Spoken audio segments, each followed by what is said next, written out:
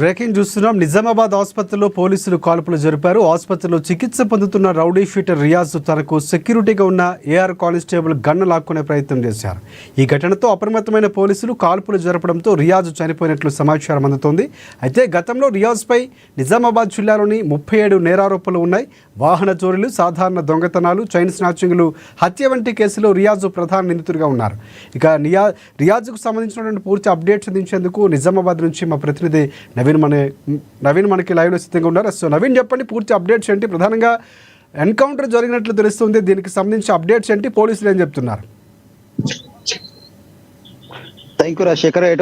ఏదైతే CCS constable Pramod చేసినటువంటి rowdy sheeter Riyaz ను ఎట్టకేలకు నిజామాబాద్ జిల్లాలో హతమార్చారు. ఈ రోజు నిజామాబాద్ ప్రభుత్వ ఆసుపత్రిలో హతమార్చినట్లుగా తెలుస్తుంది. అయితే గత కొన్ని రోజుల క్రితం సిసిఎస్ కానిస్టేబుల్ ప్రమోద్ ని హత్య చేసి పారిపోయినట్టు రియాజ్ ను జిల్లా పోలీసులు పట్టుకున్నారు. అయితే గాయాలైన బట్టి రియాజ్ ను నిజామాబాద్ జిల్లా ప్రభుత్వ ఆసుపత్రి అందిస్తున్నారు. ఈ క్రమంలో చికిత్స జరుపుతున్న క్రమంలో ఆయనకు సెక్యూరిటీ ఉన్న బట్టి ఏఆర్ కానిస్టేబుల్ గన్ను లాక్కునే ప్రయత్నం చేశారు. అయితే గన్ను లాక్కొని ఫైరింగ్ చేసే క్రమంలో కూడా అక్కడ ఉన్నటువంటి పోలీసులు అతన్ని చూస్ చేసినట్లు కూడా పోలీసులు చెప్తున్నారు. అయితే ఇందులో కూడా రియాజ్ కూడా హతమార్చినట్లు కూడా పోలీసులు చెప్తున్న పరిస్థితి మాత్రం కనిపిస్తుంది. కొన్ని రోజుల క్రితం ప్రమోద్ ను హత్య చేసినటువంటి రియాజ్ పరారయ్యాడు. అయితే అతని కోసం మొత్తం 25 టీములు కూడా గాలించాయి. అయితే కొన్ని రోజులుగా ఉదయం నుండి రాత్రి 24 గంటలు గాలిస్తున్న క్రమంలో నిన్న రియాజ్ నిజామాబాద్ కేంద్రంలోని సారంగపూర్ సంబంధించినటువంటి ఒక పురాతనమైనటువంటి ఒక లారీలో దక్కున్నట్లుగా పోలీసులకు సమాచారం అయింది. ఏదైతే దీంతో ఒక పోలీసులు సమాచారం అందుకున్నటువంటి పోలీసులు అతన్ని పట్టుకునే క్రమంలో కూడా సారంగపూర్కి వెళ్లారు. అయితే ప్రతి 2 కిలోమీటర్లకు చొప్పున పోలీసులు అడుగుడుగా ముట్టారు. అయితే దీంతో రియాజ్ ఎక్కడికి తప్పించుకోలేకపోయాడు. అయితే పోలీసులు తను చుట్టుముట్టారని చెప్పి సమాచారం తెలుసుకున్నట్టు రియాజ్ పారిపోయే ప్రయత్నం చేశారు. దాంతో అక్కడే పక్కనే ఉన్నటువంటి గోదాం దగ్గర కూడా పోలీసులు అతని వెంబడించి పట్టుకున్నారు. ఈ క్రమంలో ఆసిఫ్ అనే నెహ్రూ నగర్ చెందినటువంటి ఆసిఫ్ అనే వ్యక్తి కూడా అతన్ని పట్టుకునే ప్రయత్నం చేశారు. అయితే దాంతో అతని రియాజ్ చేతిలో ఉన్నటువంటి కత్తి ఆసిఫ్ ను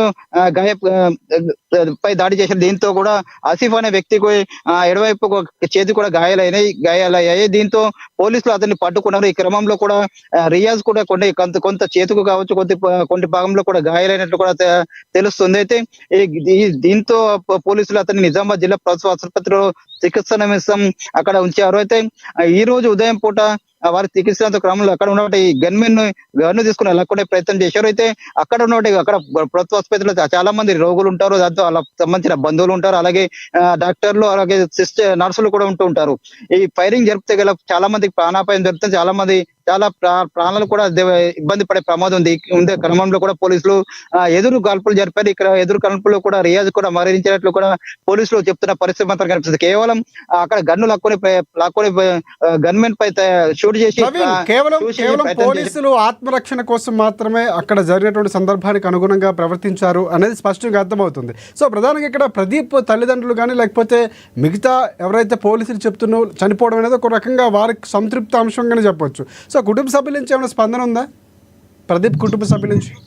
ప్రస్తుతం కుటుంబ సభ్యులు అయితే ఎవరు స్పందించలేరు. ఎందుకంటే రియాజ్ పై కూడా అనేక కేసులు ఉన్నాయి. ఇంతకుముందు రౌడీ షీట్ కూడా అనేక ప్రాంతాల్లో కూడా అక్కడ ఎక్కడైతే మాలపల్లి చుట్టుపక్కల ప్రాంతాల్లో కూడా రౌడీ షీటర్ గా అనేక డబ్బులు కూడా వసూలు చేస్తున్నారని చెప్పి ఆరోపణలు. అతనిపై 30 పైగా కేసులు ఉన్నాయి. 10 సార్లు కూడా జైలుకు వెళ్లి వచ్చాడు.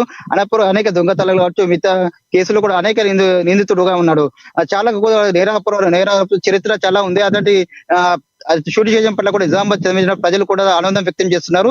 నిజామాబాద్ జిల్లా ఏదైతే షూట్ చేశారో ఆ ప్రాంతంలో కూడా నిజామాబాద్ చెందినటువంటి పలు ప్రజలు కూడా అక్కడ టపాకులు పెంచి మరి ఆనందం వ్యక్తం చేస్తున్న పరిస్థితి మాత్రం ఉందని చెప్పవచ్చు. ఇప్పటికైతే రియాజ్ కుటుంబ సభ్యులకు మాత్రం ఎలాంటి స్పందన మాత్రం లేని పరిస్థితి. పోలీసులు మాత్రం కేవలం ఆత్మరక్షణ కోసమే అతనిపై దాడులు చేశాము, షూట్ చేశామని చెప్పి కూడా పోలీసులు చెప్తున్న పరిస్థితి మాత్రం ఉందని చెప్పవచ్చు.